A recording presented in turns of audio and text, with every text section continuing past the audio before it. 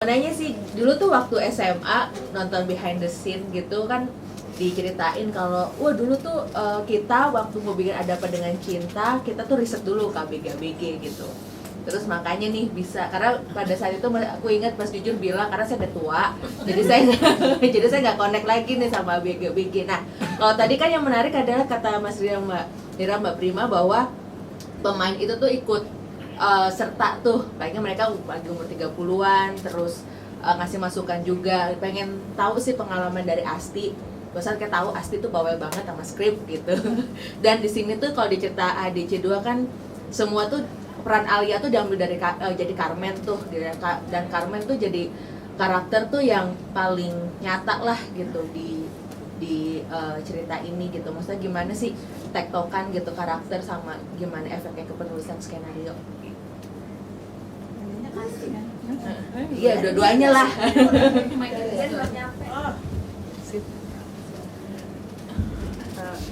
Mbak Prima?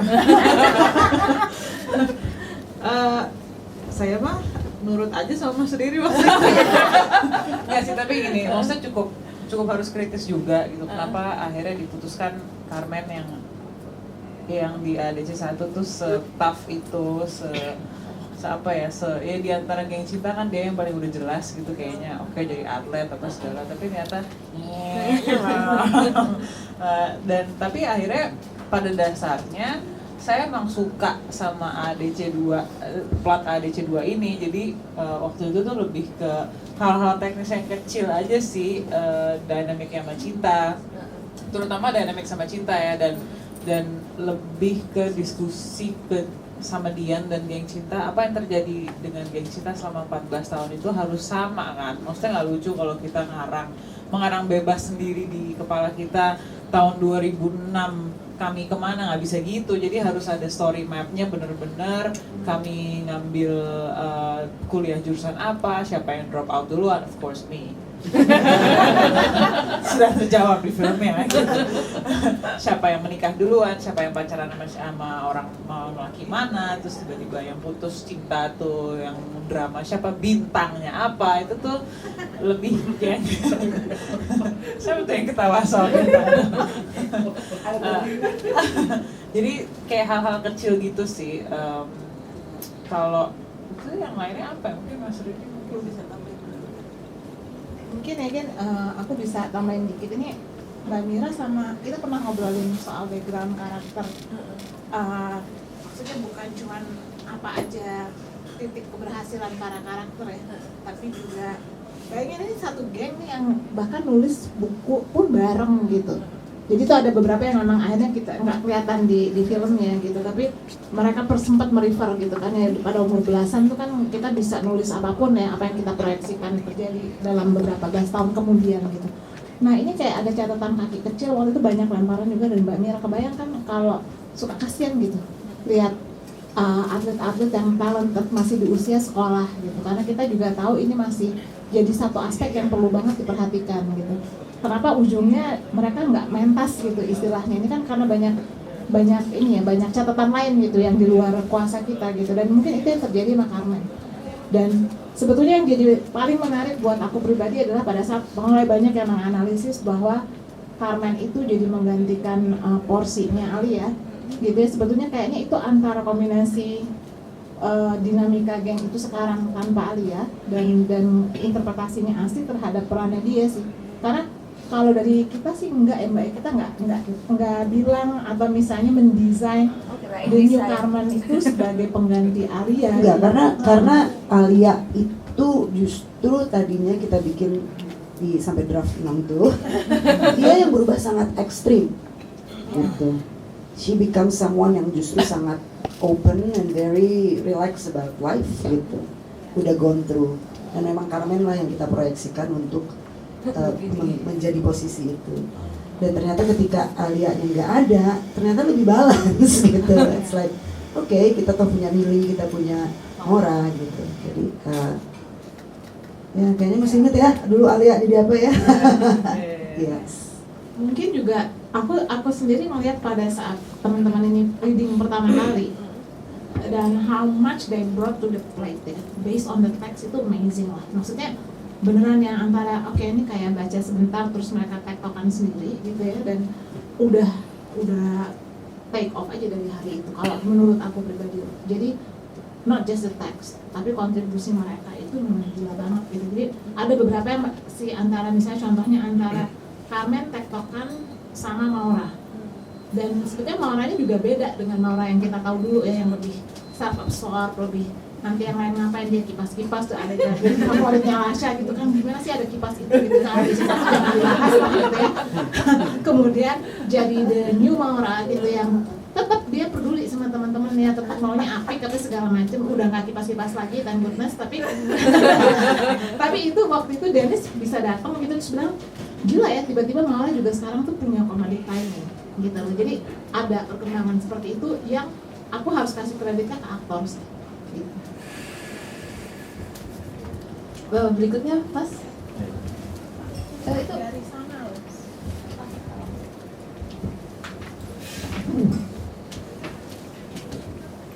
Sebelumnya mau nanya dong, boleh tanya berapa banyak ya? mungkin ini sekarang kita lagi ngebahas tentang cerita ya, tentang Oke. cerita, tentang ide, konsep. Iya mas. Dari 57 mas. Oke, yang pertama aku tuh pengen menyampaikan ini dulu aja. Yang pertama kesalahan aku soal ADC 2 Mbak. Aku tuh kesel banget sama Rangga. Personal. Karena selama ini dia tuh di film ADC 2 menurut aku dia tidak menjawab satu hal ya. Why now after all this time? Kenapa sekarang? Di distract semua ke Bentuk Setumbu, ke Peppermoon gitu. Pinter banget gitu loh, brengsek banget gitu menurut aku. Aku pengen nyampaikan itu aja.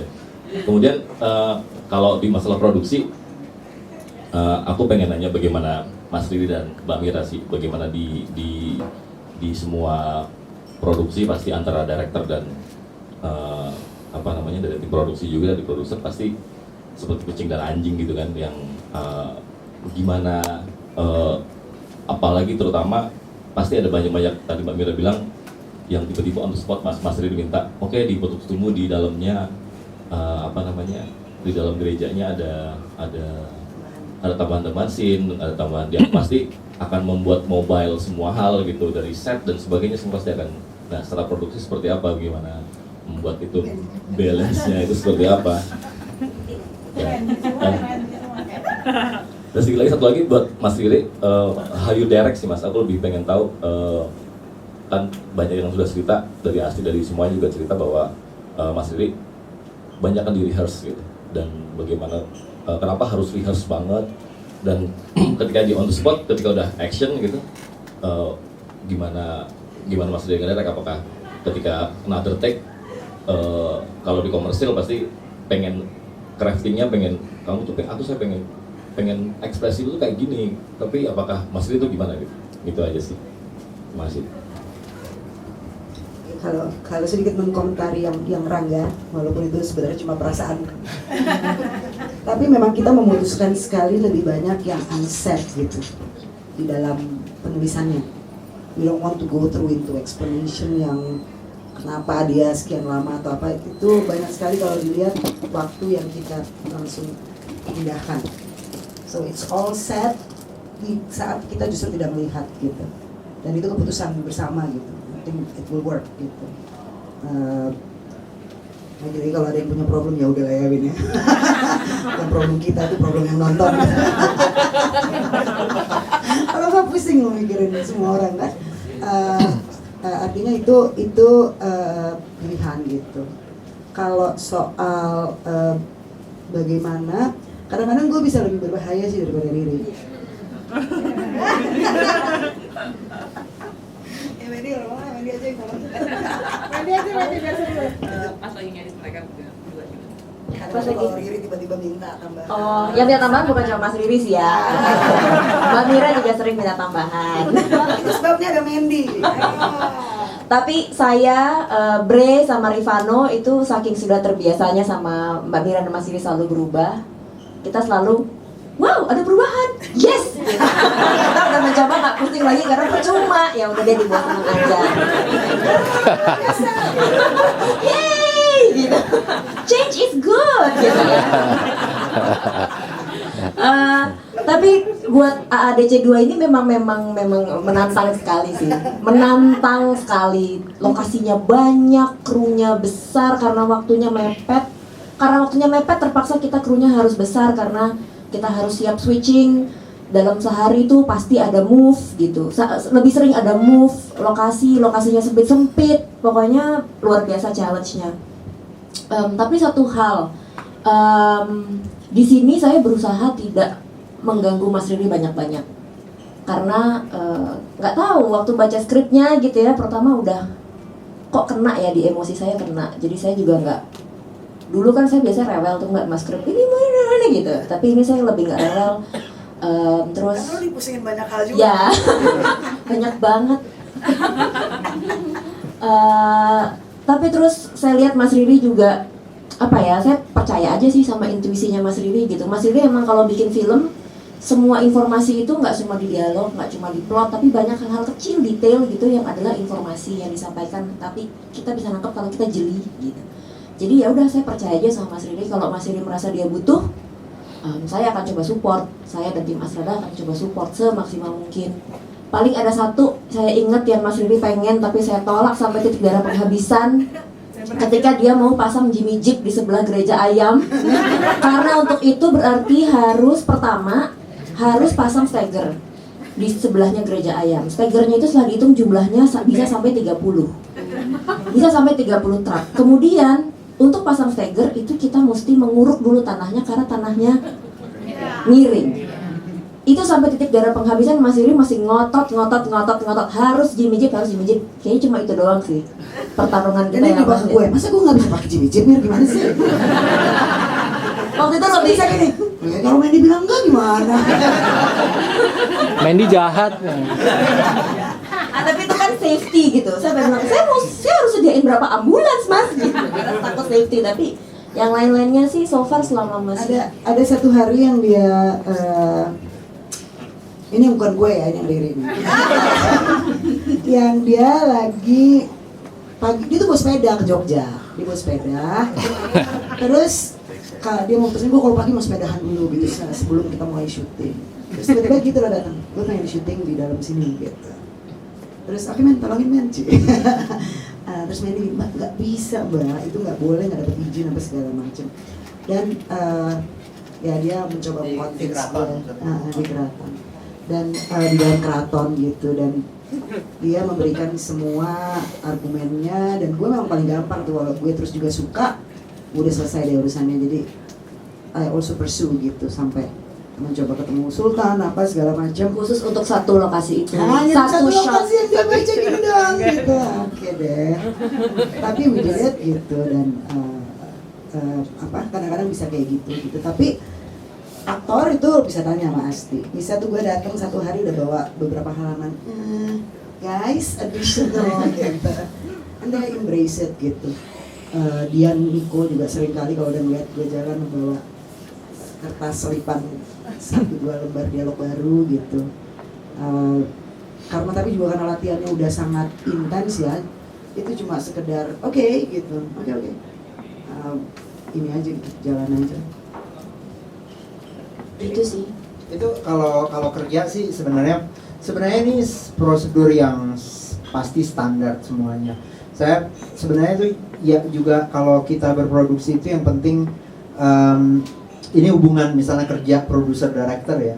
Sebenarnya kita tuh sendiri sih, director tuh harus berprinsip kita sendiri, dan semua orang-orang yang ada di samping kita, first AD, second AD itu orang produksi semua, yang intinya itu mereka semua mensupport, memastikan supaya apa yang diinginkan skenario loh, bukan sutradara, itu bisa, itu skenario loh. Semuanya itu adalah pembacaan saya terhadap skrip, dan memang kemudian harus diterjemahkan menjadi shot yang saya bayangkan supaya dia bunyi apa yang ada tidak ada yang maksudnya, dan memang di semakin gini sih, biar bagaimanapun ADC ini kalau buat saya dibanding beberapa film sebelumnya, saya sebelum ini bikin Atambua itu skripnya sangat lurus karena berbahasa Timor, saya juga nggak tahu deh.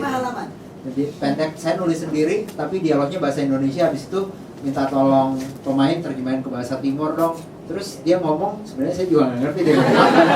Jadinya akhirnya udah syuting ya, oke, gitu ya, oke sip, gitu. Terus habis itu bikin Sokola Rimba yang saya nulis sendiri. Jadi saya punya otoritas, semua orang harus nurut kurang lebih gitu. Habis itu bikin Atira, film Bugis Makassar. Oh, saya jagoan saya orang Bugis, dulu semua nggak tahu. Oke, tenang aja. Tapi habis itu yang nulis 2 perempuan. Dan kalau 2 perempuan jadi penulis, lu sebagai sutradara laki-laki harus menyerah gitu. Ya udahlah ya gitu. Ini sebenarnya ini satu film yang menurut gua paling ketat secara struktur, secara karakterisasi, dan gue benar-benar berupaya menjadi kayak gini, kasih ke pemain, terus pemain mencoba menghidupinya gitu ya, mereka akan baca, mereka akan coba kasih tafsirnya, terus hampir ini produsernya juga penulis skenario-nya. Jadi kadang-kadang kalau diskusi gitu ya saya di situ aja dengerin. Menurut Niko gimana gitu, menurut dia gimana, sih ngomong mas oke good.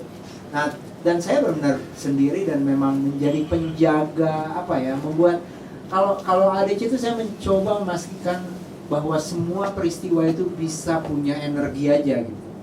Dan saya memastikan supaya pemain itu mengeluarkan itu, dan saya cuma kadang-kadang punya kayak semacam saya mau bikin peristiwa intimate gitu. Itu aja goal saya.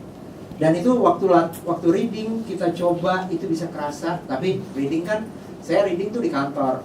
Satu kali aja saya minta disewain sebuah studio besar hanya untuk saya dan pemain.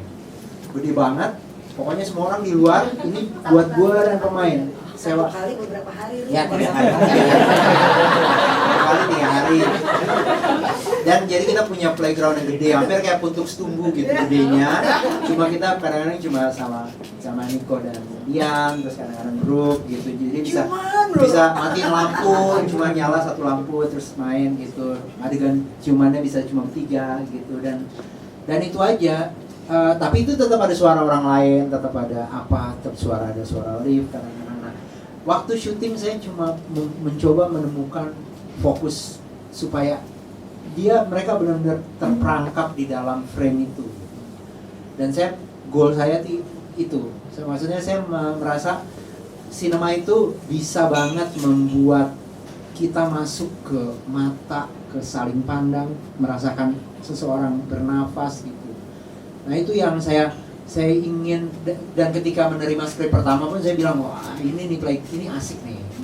Itu yang penting gitu. Dan saya mencoba bekerja dengan mereka melakukan itu gitu. Dan nah udah habis itu editing sih, dan editing itu sebenarnya setelah mengerjakan satu film dan ngedit, habis itu saya syuting, saya harus ngedit sambil ngedit film yang itu juga, saya benar-benar exhausted. Dan saya sebenarnya Mira banyak sekali membantu gitu ya, maksudnya itu endurance saya tuh waktu ngedit ADC itu benar-benar udah kayak kayak di ujung-ujung lari yang sangat-sangat melelahkan dan capek gitu. Dan kadang-kadang saya pengambilan keputusan saya tuh udah gimana Mira gitu.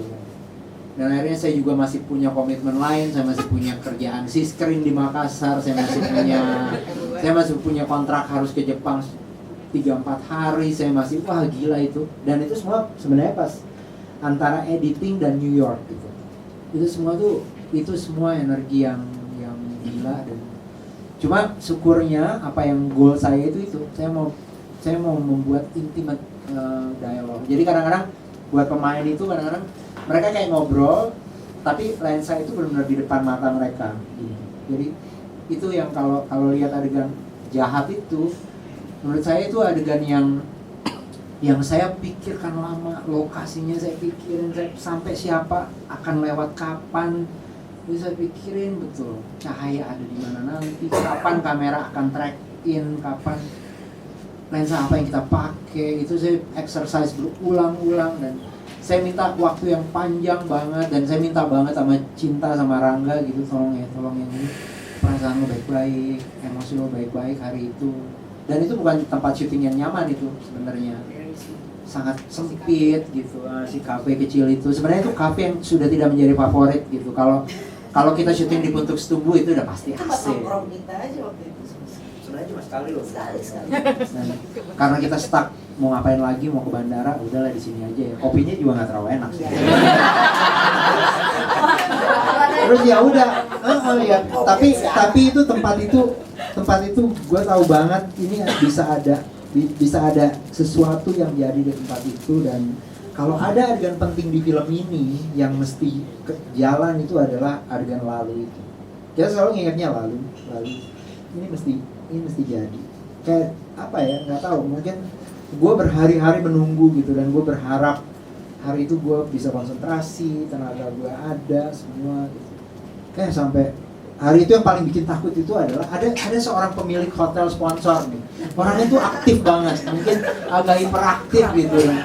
Dan begitu gue syuting adegan itu dia datang. Gue lihat, oh shit. Terus habis itu dia narik kursi dan duduk di belakang gue. Tapi ya pelan-pelan akhirnya jalan gitu. Itu sih. Kadang-kadang kalau bikin film udah ya, dan tapi ini film saya ke-10 ya. Jadi memang rasanya sih udah mulai punya sedikit lebih banyak pengalaman bekerja dengan Astrada yang sama di film kelima gitu. Jadi banyak irama produser dari hari pertama udah sama gitu. Jadi banyak hal yang udah cukup diuntungkan dan ya. Nah tadi kalau misalnya Mas Riri